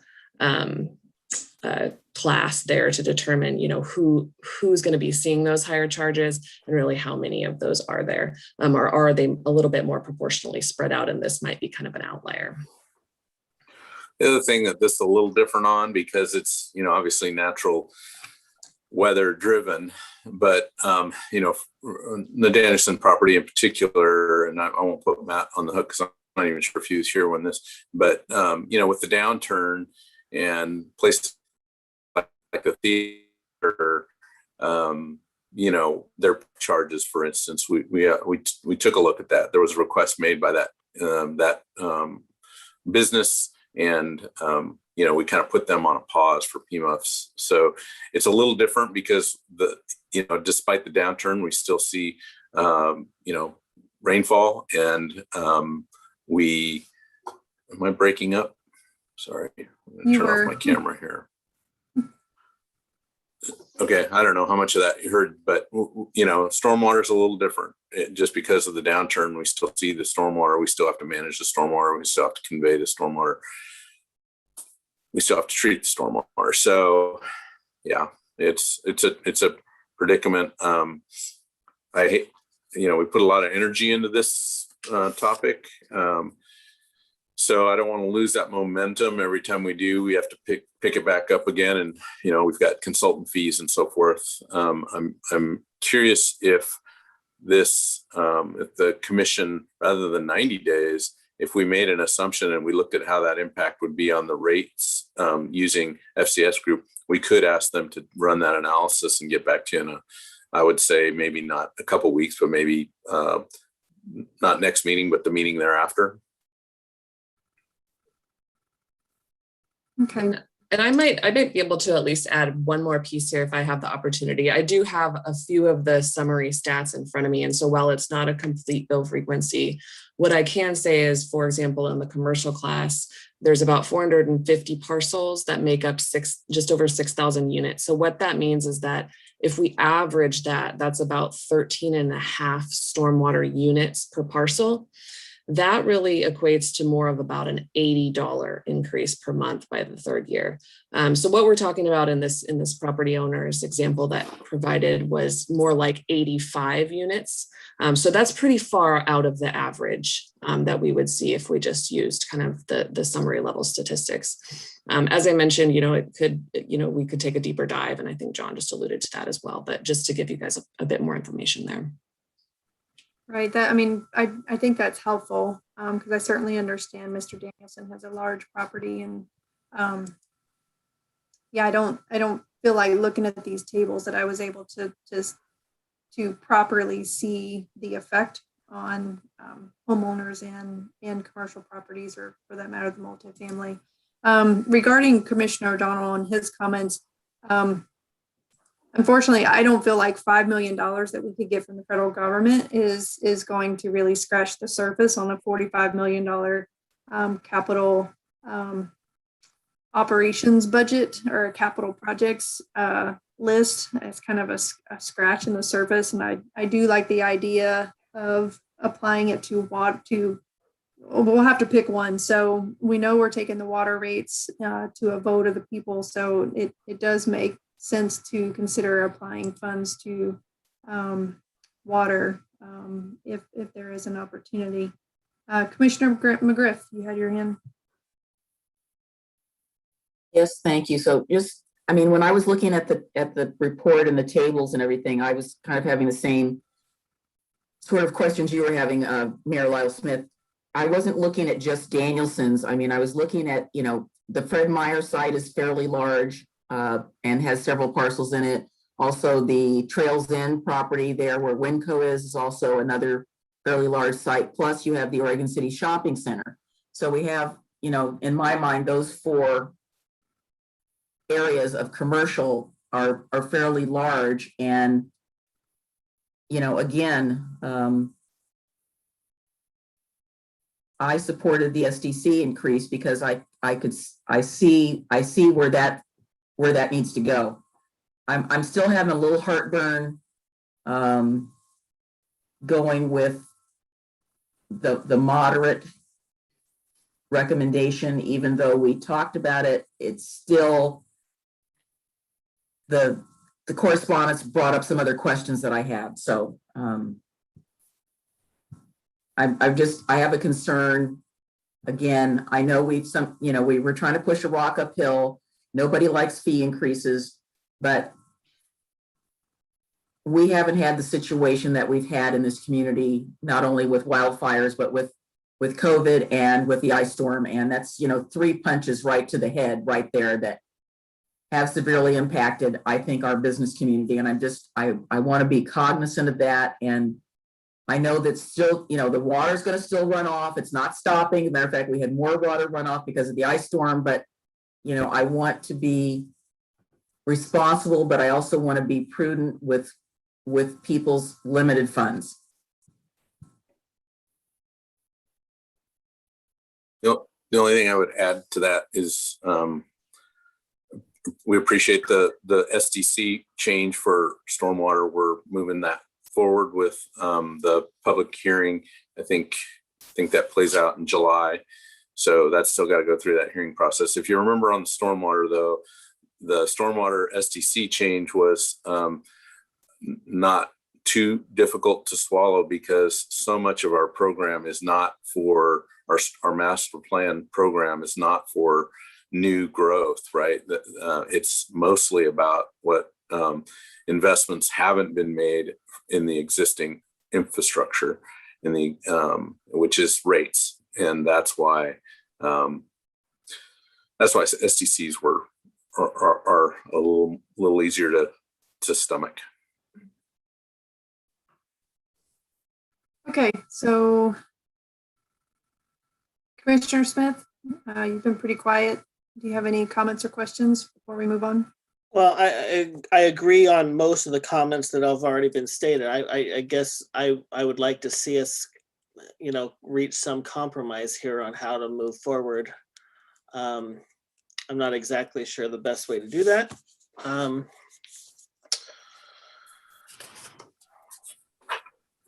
Well, like I said, we can definitely, you know, go back, kind of look at this federal funding. I get that for sure, and see how that affects. I do. Well, I'm not the financial person on this, so I think what does $6 million do to it? I think that's worthy of asking a question, and we can look at that, or 5 million, or whatever the number is, and maybe bring that back to you in, like I said, not next meeting, but the meeting thereafter. Does that work for you all? Mr. O'Donnell? That works for me. I'm not sure. How did we arrive at a $5 or $6 million figure? I missed that jump from 20 billion available to these cities this size. All of a sudden, I'm talking about $5 million. How did we get to that figure? Or is that I think we're talking about a different number. Well, I think the number that we're talking about is the American Recovery funding. I think some of that is not fully answered yet as to how that plays out. Some of that I think helps the general fund recover from its losses.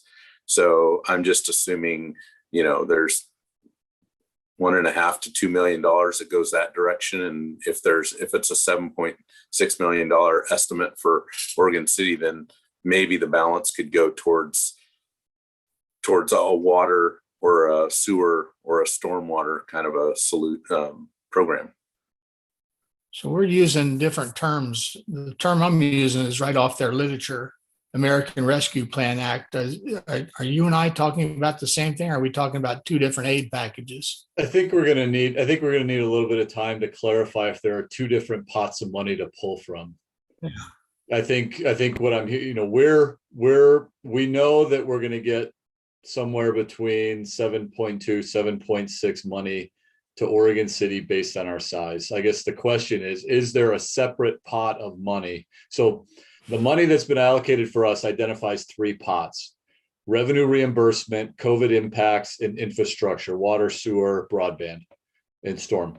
And then you're referencing a reference to an additional 20 billion for infrastructure. Now we're going to have to go back and see if that's a separate pot of money that can be applied for, or if that's included in the money that is being allocated to the jurisdictions. And I don't know the answer to that for you tonight. So we're going to have to go back and do a little bit of homework. So yeah, I think we're thinking of the money that we know has been allocated to Oregon City. And so we need to figure out, is there another program set up where we could get more than what's been allocated to Oregon City?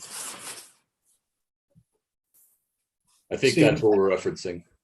And my sense is this is a different program because they're talking about a May 10th date, and then within 60 days of that, they'll make the awards. So that's the money that we're anticipating to get, is half of whatever money's been allocated to Oregon City. We've been told we'll be allocated half of that within 60 days, and then the other half a year from that allocation. So I mean, like I said, we're still waiting for some guidance on this. There's a lot of numbers out there and a little lack of clarity on definitions. Okay, thank you. It sounds like we're probably leaning toward tabling this item. Commissioner McGriff? I'm not leaning towards tabling it. I think I could approve the second option with a modification, which would be to go with a baseline level of service at this point in time. And if we get some money, then yay. So that's where I'm coming from. So that'd be a reduction from what was proposed? We got three options here. Number 3 is not an option for me, but so there was 3 options. Yeah, and the level of service one would basically produce 32 million. It's the change. I don't remember the percentages. Brooke, do you remember that was the first jump was about $1, the next jump was $1.20, and then the final jump was $1.30. Yeah. It definitely still provides some things, but it cuts the capital program and really kind of restricts what we can do in some of these natural corridors. But And that's about a 10% increase over each year for 3 years compared to the 15.5.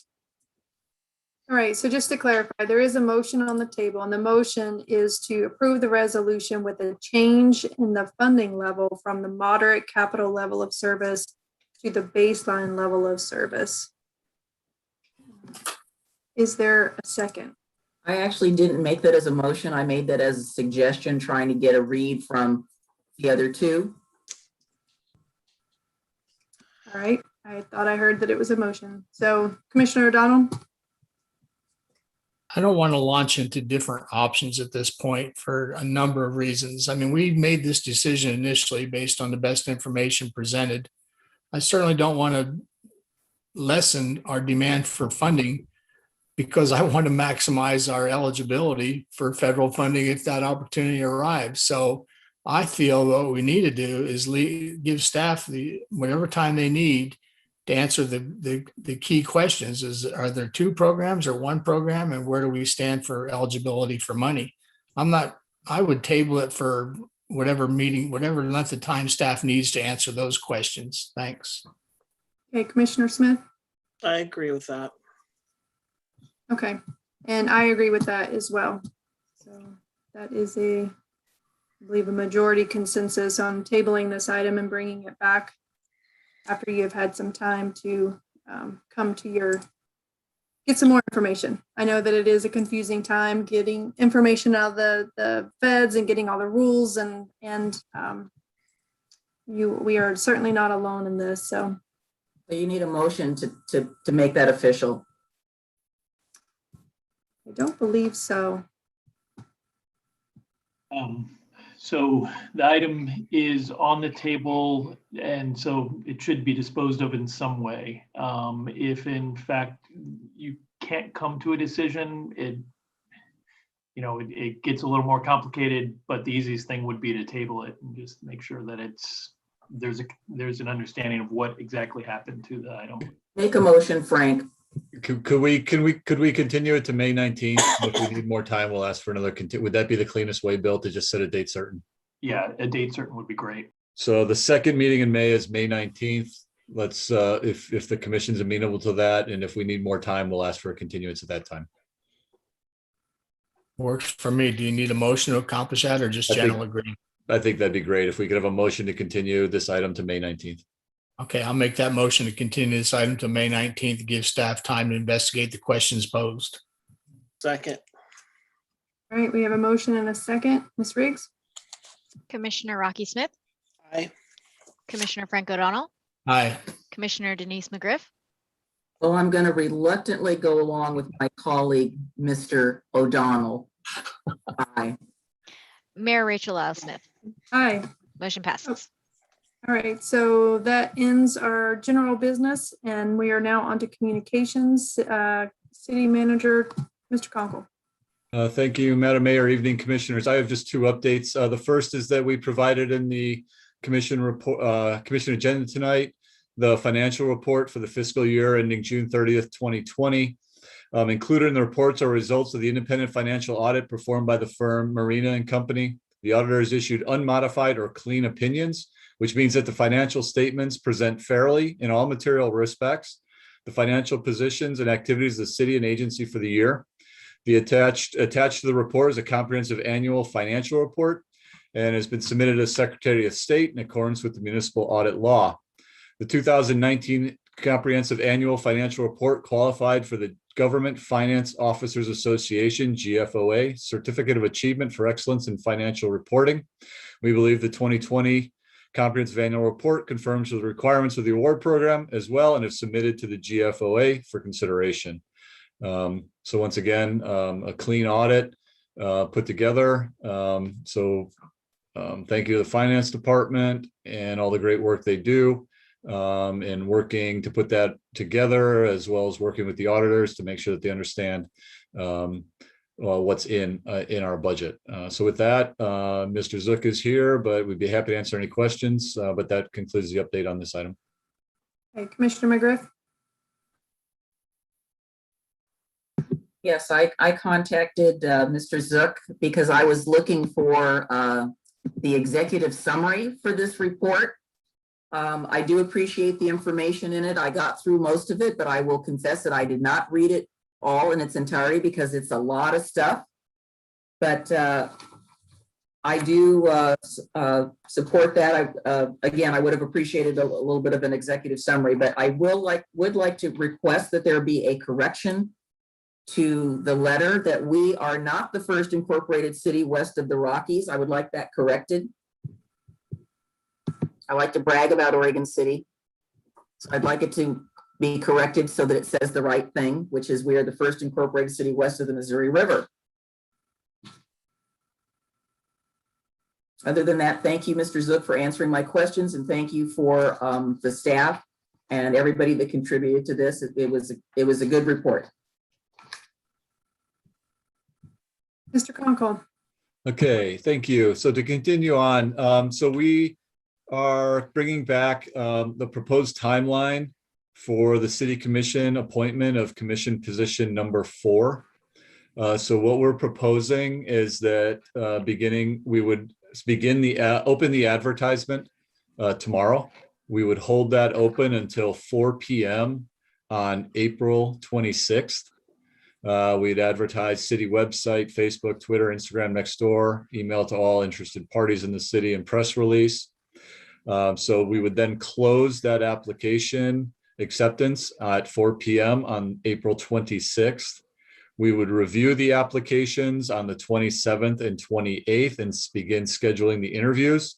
And then we would try to get those interviews scheduled for April 28th and or 29th, depending on how many applications there are and what those schedules look like. And then hopefully, if a decision and consensus can be, or direction, approval can be reached by the commission, we would propose to do the oath of office for whoever is selected on April 30th at 5:30 p.m. Our effort here is to try to get that position filled prior to the budget hearing on May 3rd. If the commission, if there's different direction on that, we're open to that. If we want us to take more time, I mean, I realize this is a very condensed schedule, and the reason for that is once again trying to hit that date. If that's not a priority, we could certainly change this schedule. Commissioner McGriff. Yeah, hang on here. You just rattled off those dates pretty quickly, and I cannot take that all in. So could you go over that again, please?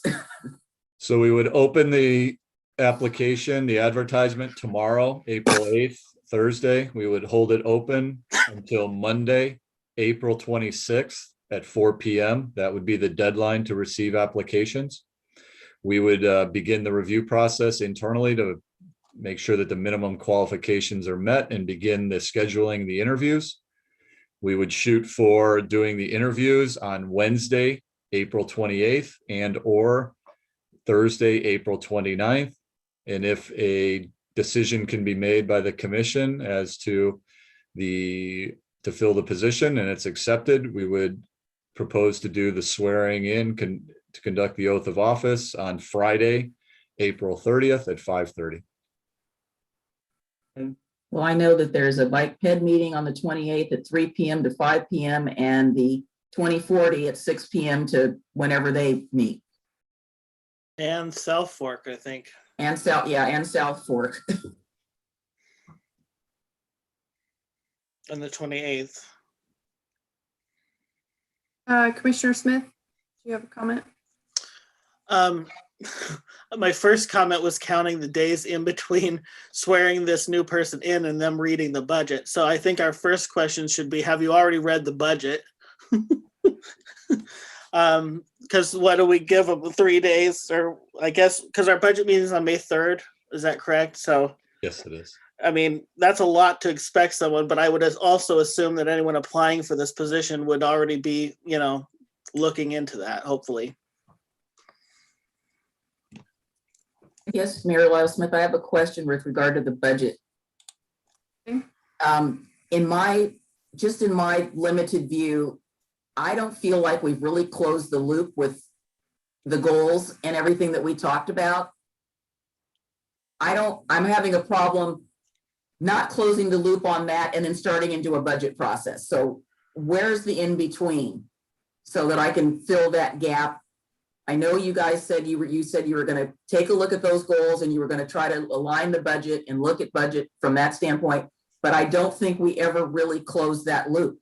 And I thought we were going to have one more discussion about where we came out. Were we going to have 8 goals? Were we going to have 4 goals? Were we going to have 2 goals? I don't know. And this directly ties into all of that in getting into the budget session. Yeah, I kind of thought the same thing, and I was under the assumption maybe that was going to come out at the budget. I was assumed, but Mr. Conkle, do you have some insight? So this is an update on in a discussion about the goals is scheduled for the work session next Tuesday, where we can have, now that we've had time to go through the budget, be able to have staff look at what the the costs and the time for those goals are, to bring that back, to have that discussion with our recommendation of what's achievable and what's not through that process. And then, at the end of the day, if there's consensus that, what we've identified is acceptable, then we move on. If it's not, I think that through that budget process, we have some of those discussions on some of those prioritizations. But I'm pretty hopeful that the vast majority, well, I know a vast majority of the goals that the commission has identified, we believe that we can accommodate within those and accomplish within the 2 years and within the budget that we have available to us. And we're going to get into a lot more discussion about that. Just and we've seen it a little bit tonight here.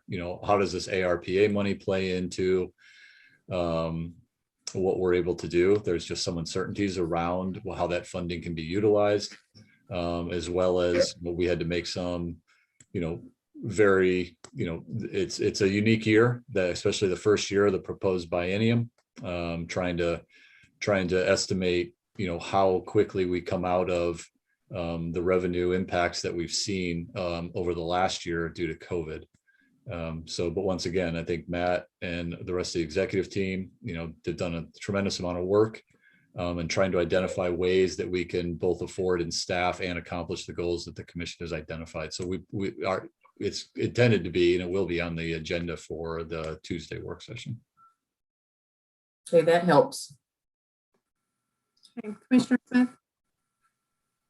So on the same topic generally, this new commissioner these new potential commissioners that we're interviewing, I think it's really important for them to get some sort of draft of our goals. They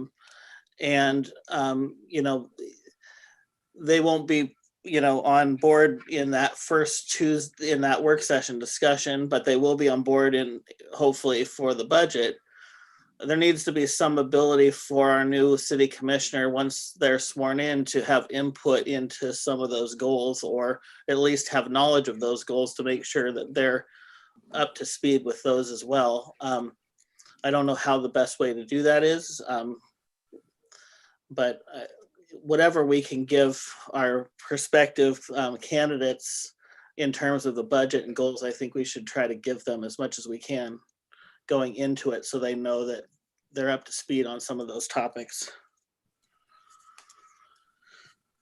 Yeah, well, hopefully they're paying attention and they'll I would be watching the work session that's gonna talk about this. And I also think that maybe some of those should be questions we ask of these candidates to get an idea of how up to speed they are with where we're at, because I think we're asking a lot of these these people coming on board, and that might have some way in our decision. How have you been following this process? Do you understand where our goals are? I think that might be a general question to ask. right, Mr. Conkle, can you clarify? I thought we normally had a couple of budget hearings. Do we only have one? I didn't even have the third on my actual calendar. So do we have one or two budget hearings scheduled on the calendar? Or? We've identified 3 potential dates. Really, it's at the discretion of the budget committee for them, how much time is necessary to complete the work until they're comfortable with moving forward with the budget. And what are those 3 dates? Matt, can you help me out? I think we got May 3rd, sorry, I gotta get to a calendar. May 3rd, May 6th, and May 13th for the city. 2 in 1 week? Yes. Well, I don't like that.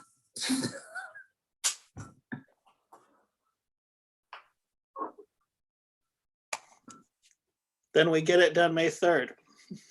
Well, what was the 3rd? I know I've got that calendar. It's just not in front of me. May 13th was the 3rd. 3rd one. Okay, that's what I thought I had in my calendar. So.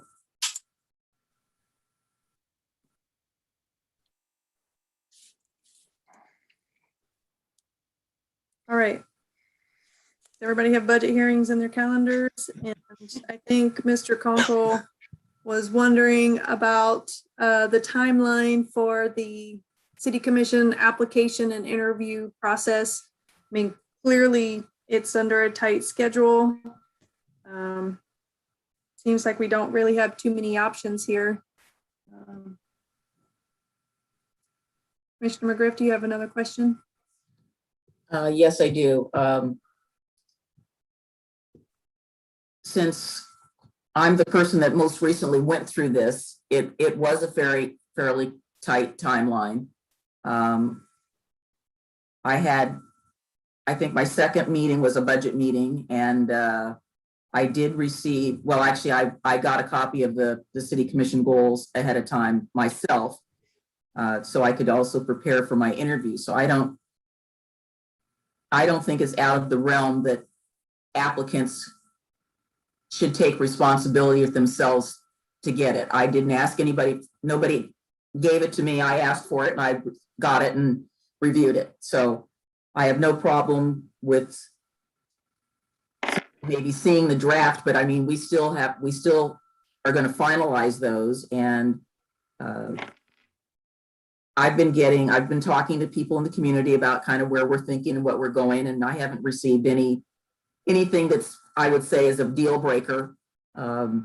So I'm comfortable with where we went with that. And some people did watch it, some people didn't. I did send Mr. Conkle an email saying that I did have some concern with some of the questions, and I'm going to send him some suggested changes because I think some of them are, there's too many parts. And I want to simplify it a little bit and ask some questions without it being a three-parter. I mean, I know they'll have it in front of them, but what are we really, I'm trying to focus on, because when I was appointed, the climate and the situation was completely different from what it is right now. And we're in a completely different paradigm than a year and a half ago when I was appointed to this position. So I want to take, that's one of the considerations that I'm going to be looking at with regard to the questions. Okay, so I think Ms. Riggs has asked for interview question edits at least twice now. So if you have edits, please send them to Ms. Riggs. Regarding the schedule, I think it's probably the best that we can do, given the budget hearings and trying to fit everything in, unless anybody else has a comment for Mr. Conkle on the schedule. Commissioner Smith. So I guess we did clarify how to deal with the conflicts on the 28th for the interviews. We all have multiple meetings that day. You and I have two of them that are the same. You and Frank have two of them that are the same. Rachel's going to have one that's the same. Right.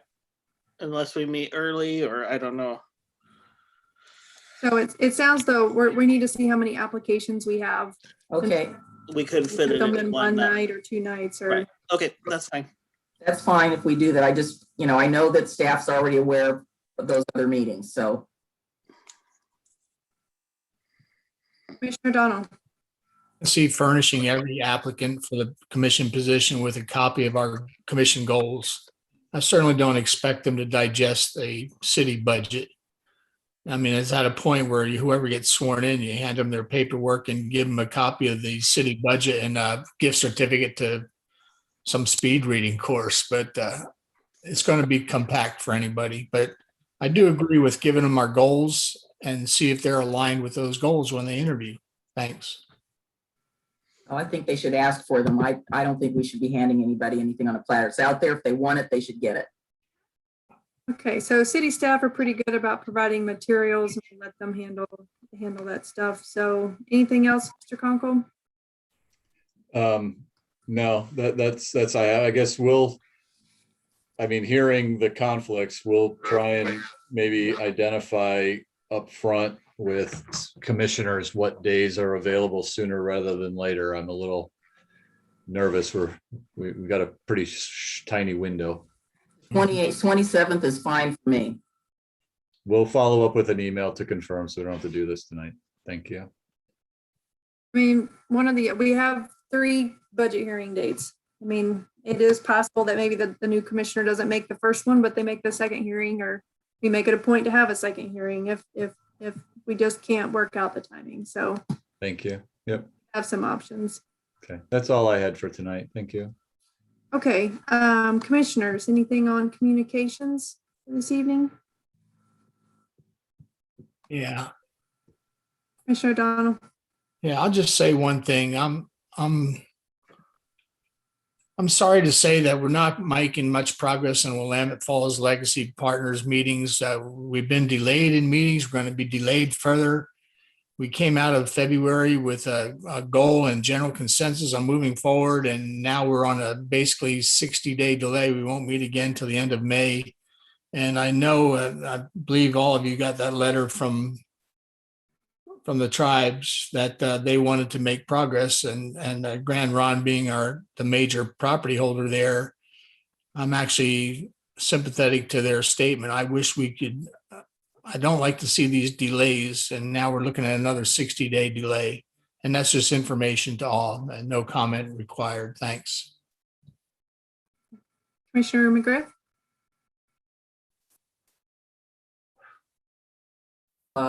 Yes, thank you. I've been participating in multiple meetings with regard to the Oregon City Westland Bike Pedestrian Concept Plan Project. And we had a virtual open house on Tuesday. I believe Commissioner Smith attended either all of it or most of it. I attended all of it. There's going to be we're having a project leadership team meeting tomorrow, which I will be participating in from the front seat of my car, but they're looking at possibly 2 options. And there was quite a few people participating in the thing last night. Lots of good comments, including, well, why don't we just shut the bridge down? So staff had to change it. I will say that it was very tightly orchestrated. It was very tightly scripted. They spent a lot of time thinking about it. That was, it was very interesting to participate in that. This is only my second virtual open house, and it's definitely a lot different online than it is if you be in person. Other than that, the other committees that I'm on are continuing to meet, and we're making lots of nice progress. I think we all received a copy of the, or we're aware of a copy of the vision plan from the Grand Ron, and I'm hoping we'll have an opportunity to have a discussion about that in the future. Looking forward to it. And that's all I really have for this evening. Okay. Commissioner Smith? Well, I made this thank you throughout the week, but I thought I should do it in public to the actual staff, so I'll do that. There was this football game last Friday. We're not going to talk about it too much, but the gist of it is that Oregon City is still ahead, just so you know, in the 100-year series. So one game, won or lost doesn't really matter in the overall sense of the whole thing.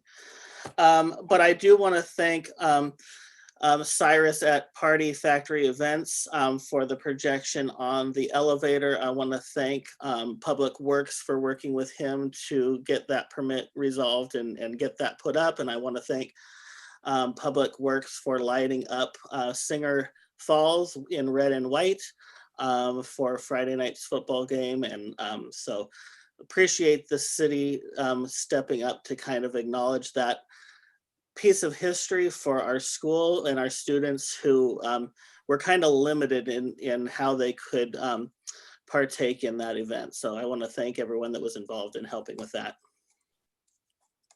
All right.